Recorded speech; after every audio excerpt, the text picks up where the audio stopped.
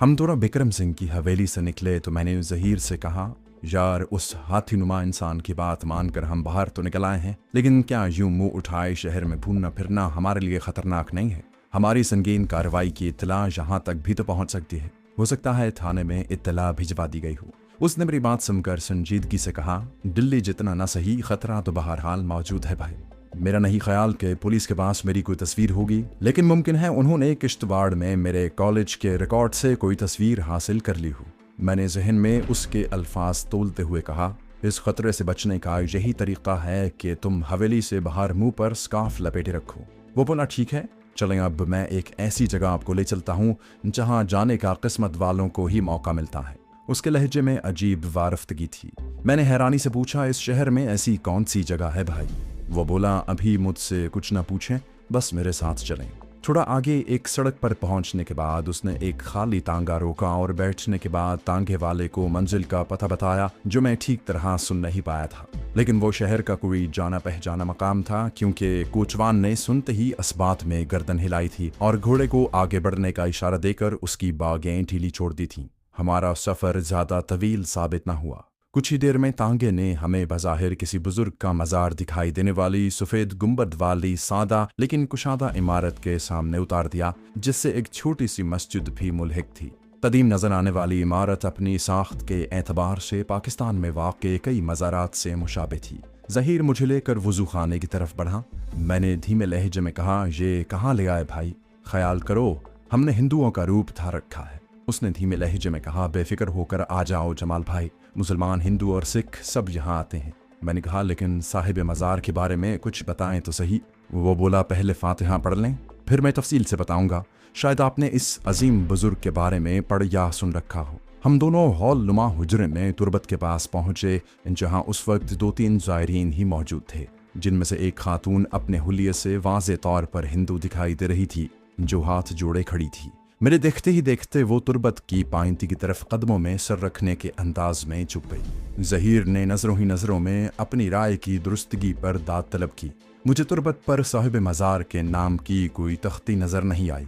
दुरूद फातिहा का नजराना पेश करने के बाद ज़हीर तुरबत के सरहाने दो जानू होकर बैठ गया और खासी देर मुराकबे की कैफियत में रहने के बाद मुझे साथ लिए हॉलनुमा हुजरे से बाहर ले आया। इमारत के पहलू से गुजरकर हम अक़बी हिस्से में पहुंचे तो मज़ार से ज़रा हटकर एक खूबसूरत और कुशादा इमारत दिखाई दी, जिसके सामने एक बहुत बड़ा सा तालाब मौजूद था। इमारत की पेशानी पर हिंदी और गुरमुखी में गुरुद्वारा रतन बाबा तहरीर था। मैंने वजाहत तलब नज़रों से ज़हीर की तरफ देखा। उसने अक़ीदत भरे लहजे में कहा, हैरान होने की ज़रूरत नहीं है, ये गुरुद्वारा इन्हीं बुजुर्ग रतन बाबा से मंसूब है। मेरे चेहरे पर बदस्तूर हैरत के आसार देखकर उसने बताना शुरू किया। बोला, दरअसल बात यह है कि हाजी रतन बिन नसर हिंदी एक बहुत आली मर्तबत बुजुर्ग हस्ती रहे हैं कि मुसलमानों की तरह हिंदू और सिख भी उनको अपने अपने धर्म की बरगजीदा शख्सियत करार देते हैं और उनसे गहरी अकीदत रखते हैं। इनकी आखिरी आरामगाह हकीकी मानों में मजहबी हम आहंगी की मिसाल है। हम रतन बाबा के रोज़ा मुबारक से बाहर निकले तो मैंने ज़हीर का शुक्रिया अदा किया, जिसकी वजह से मुझे इतनी अजीम हस्ती को खराज अकीदत पेश करने की सादत हासिल हुई। उसने मुझसे पूछा, अब क्या प्रोग्राम है, हवेली वापस चलें? मैंने कहा, अभी वहाँ जाकर क्या करेंगे? तुम्हारा यार तो आज मुश्किल ही गाँव से आएगा, मौसम बहुत अच्छा है, चलो शहर की सैर करते हैं। उसने मेरी तायद की। हम समत का तायुन किए बगैर मुँह उठाकर चल पड़े। कच्चे पक्के छोटे बड़े घरों वाली बेतरतीब गलियों में चकराते हुए हम एक सड़क पर पहुंच गए। हम बाएं तरफ मुड़े और मुख्तलिफ मौज़ूआत पर बातें करते हुए आगे बढ़ने लगे। अचानक मुझे एक बात याद आई। मैंने कहा, यार तुमने बताया था कि तुम्हारा दोस्त बिक्रम खुद भी हुकूमत हिंद का छोटा मोटा बागी है, या कम अज़ कम इस मुल्क से हमदर्दी तो नहीं रखता। ये तुम कैसे कह सकते हो? और अगर ऐसा है तो इसकी वजह क्या है? वो चंद लम्हों के लिए सोचता रहा, फिर बोला, किश्तवाड़ से फरार होकर मैं पनाह हासिल करने के बिक्रम के पास भटिंडा आया तो उससे तफसील से बात करने का मौका मिला। एक मौके पर मैंने पूछ लिया कि उसने मुझे यानी हिंद सरकार के खिलाफ मुसल्लह जद्दोजहद करने वाले एक बागी की मदद क्यों की। मैंने पूछा तो फिर उसने क्या कहा? ज़हीर बोला, उसने मुझे एक अजीब सी बात बताई। उसका कहना था कि ये बात फ़िलहाल खुलकर सामने नहीं आई है, लेकिन ये हकीकत है कि सिख कौम के बहुत से अफराद में रफ्ता रफ्ता ये एहसास जोर पकड़ रहा है कि उन्होंने हिंदुस्तान की तकसीम के मौके पर अपने लिए एक अलग मुल्क का मुतालबा न करके संगीन गलती की थी, जिसका खमियाजा वो नस्ल दर नस्ल भुगतेंगे। उसका कहना है कि सिखों की धरती पंजाब के वसाइल पर हिंदू कौम इतनी तेजी से अपने पंजे गाड़ रही है कि कुछ ही सालों में सिख अमलन हिंदू कौम के गुलाम बनकर रह जाएंगे। ये सुनकर मैं चौंका। ओह, ये तो वाकई हैरानकुन इंकिशाफ है। इसका मतलब है कि मुसलमान अक़लियत का बेदरीग कत्ले आम करने वाले अब खुद को मजलूम महसूस कर रहे हैं। ज़हीर बोला, बिल्कुल सही समझे। बिक्रम के मुताबिक उसकी कौम के बहुत से लोग पछतावे का शिकार हैं कि उन्होंने इंतहा पसंद हिंदुओं के बहकावे में आकर अपने ही जैसे मजलूमों के खून से हाथ रंगे। बिक्रम का ये भी कहना है कि आज नहीं तो चंद साल के बाद सिख कौम भी कश्मीरियों की तरह हिंदुस्तान से आज़ादी के लिए जंग लड़ रही होगी। मैंने ताज्जुब भरे लहजे में कहा, कमाल है। फिर तो बाकी अक़लियतें भी रफ्ता रफ्ता हिंदू अक्सरियत की गुलामी से निजात पाने का सोचेंगी। ज़हीर ने असबात में सर हिलाया, बोला, हाँ, अगर जुल्म जबर और तासुब नाकाबिल बर्दाश्त हद तक पहुँच जाए तो फिर आज़ादी की जद्दोजहद नागुज़ीर हो जाती है। मैंने तायद करते हुए कहा, फिर तो इस पर मेरी असल शनाख्त ज़ाहिर करने में कोई हर्ज नहीं। ज़हीर ने मुझे तसल्ली दी, बोला, हाँ, वरना मैं और बिक्रम तुम्हारे सामने खुलकर बात नहीं कर सकेंगे। मुझे यकीन है कि तुम्हें उससे कोई खतरा नहीं है। इसी असना में ज़हीर ने एक खाली तांगा रुकवाया और उसे मुबारक तले चलने की हिदायत की। पिछली नशिस्तों पर जगह संभालने के बाद मैंने पूछा, क्या ये कोई बाकायदा कला है या किसी जगह का नाम है? वो बोला, भाई, कई सदियों पहले तामीर होने वाला बहुत मशहूर तारीखी कला है और अब भी बहुत अच्छी हालत में है। बिक्रम मुझे अपने साथ जहाँ लेकर गया था उसके अंदर एक गुरुद्वारा भी बना हुआ है।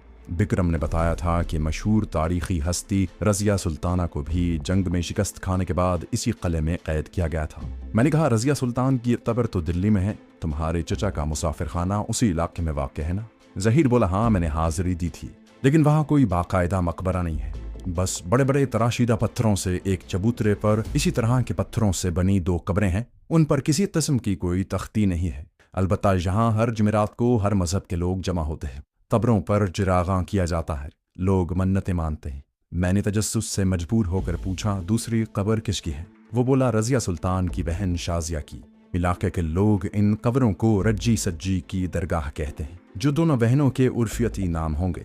इस असना में तांगे ने हमें मंजिल पर पहुंचाया।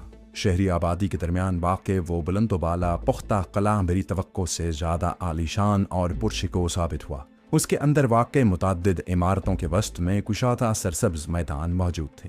तले की साख्त इस्लामी तर्ज तामीर का शाहकार थी, जिसमें सफ़ेद गुरुद्वारा बिल्कुल अजनबी बल्कि ज़बरदस्ती का इजाफा लग रहा था। इतने बड़े तले के तमाम हिस्सों की सैर में तो शाम हो जाती, लिहाजा हम कुछ वक्त वहाँ गुजार कर बाहर निकला है। मैंने पूछा, अब कहाँ का इरादा है? वो बोला, बस शहर के गली कूचों का चक्कर लगाते हैं, फिर वापस चलेंगे।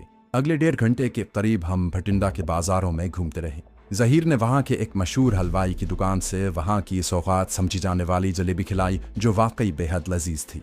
आगे एक और जगह से हमने बहुत ही गाढ़ी और मीठी लस्सी पी। मौसम से मुनासिबत न रखने के बावजूद लोग नहायत ज़ौक़ शौक़ से गिलास पर गिलास पीते नजर आए। हकीकत यह है कि मुझे वहाँ के लोगों में एक मखसूस जिंदा दिली और खुश अखलाकी की फरावानी नजर आई।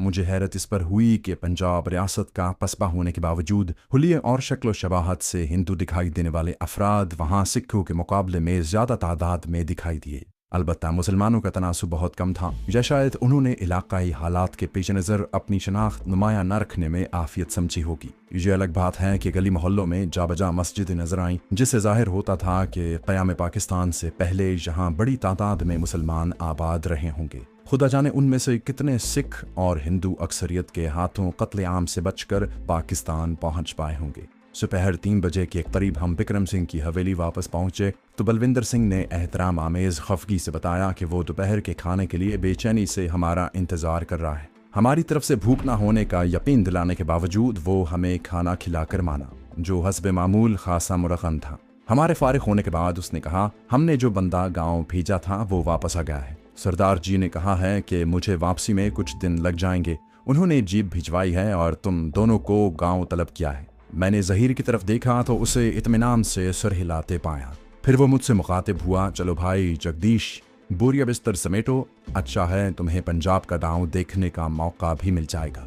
वहाँ की तो जिंदगी ही अलग होती है, मजा आएगा। खुद मैं भी इत्मीनान महसूस कर रहा था। शहर में घूमते हुए हमने कई बार पुलिस वाले देखे थे और कम से कम एक बार बड़े से थाने के ऐन सामने से गुजरे थे, और मैं मुसलसल पहचान लिए जाने के खदशात में गिरफ्तार रहा था। गांव में कम से कम इस खौफ से तो जान छूट जाएगी।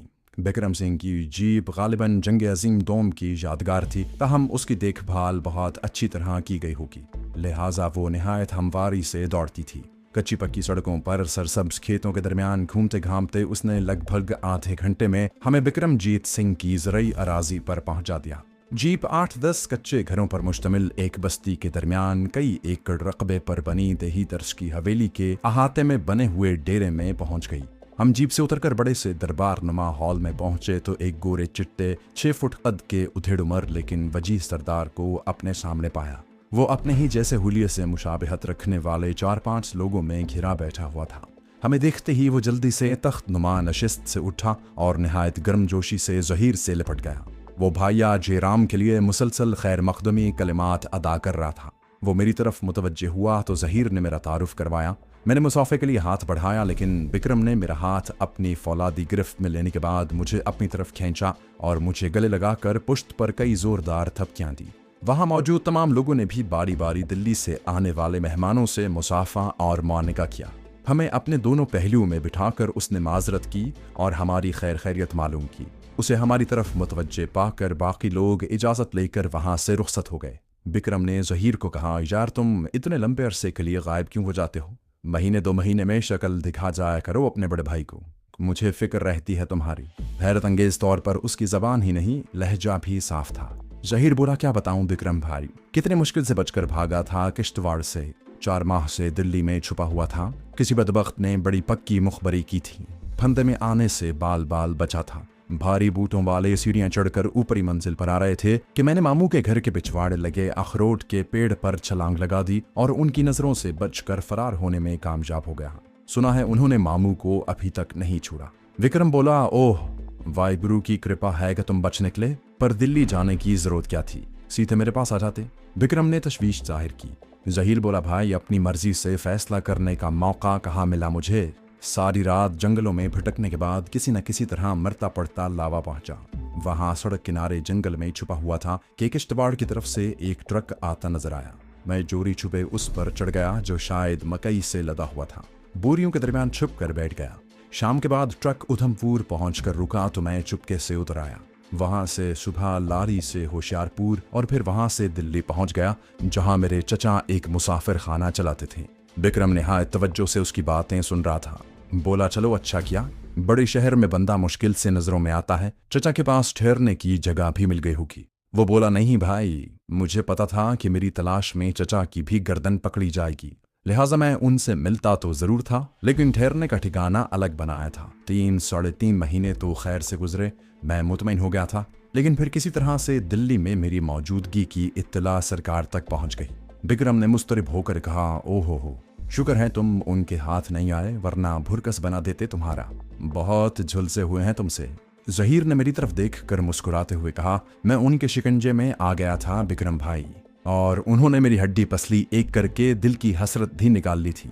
अगर वो अपने इरादे में कामयाब हो जाते तो मुझे अपने साथियों को गिरफ्तार करवाने के लिए अब तक किश्तवाड़ पहुंचा दिया गया होता। ज़हीर की बात सुनकर बिक्रम चौंका। तुम सच कह रहे हो ज़हीर पाजी, लेकिन तुम उन बघियाड़ों के पंजों से जिंदा सलामत निकलने में कामयाब कैसे हो गए? ज़हीर ने आंख से मेरी तरफ इशारा किया। बोला, ये सब मेरे इस यार जानी की मेहरबानी है, जिसने अपनी जान पर खेलकर मुझे थाने की खुफिया हवालात से आज़ाद करवाया। बिक्रम ने हैरत और बेयकीनी भरे लहजे में कहा, वाहे गुरु की पनाह। फिर वो पहली बार सही मानों में मेरी तरफ मुतवज्जे हुआ। उसकी आंखों में ताज्जुब के साथ गहरी सताइश नुमाया थी।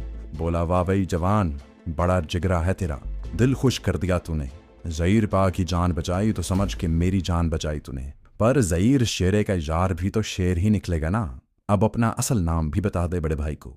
मैंने कहा, जी मेरा नाम जमाल है। मैंने कोई तीर नहीं मारा। ज़हीर ने मेरी जिंदगी बचाने के लिए गिरफ्तारी पेश की थी। मैं कैसे उसे मौत के मुंह में जाते देख कर तमाशाई बना रहता। मैंने इनकिसारी से कहा। ये सुनते ही बिक्रम अचानक अपनी जगह से उठा और मुझे खड़ा करके जोर से सीने से लिपटा लिया। बोला, ओ यार, कमाल कर दिया। सलाम है तेरी माँ को जिसने ऐसा शेर बहादुर पुत्र जन्म दिया है। कलेजे में ठंड डाल दी तूने। बहुत दिन के बाद दिल इतना खुश हुआ। इस दौरान ज़हीर मुसलसल फखरिया अंदाज में मुस्कुरा रहा था। हम दोनों ने मिलकर उसे सब कुछ सच सच बता दिया, सिवाय मेरी असलियत के।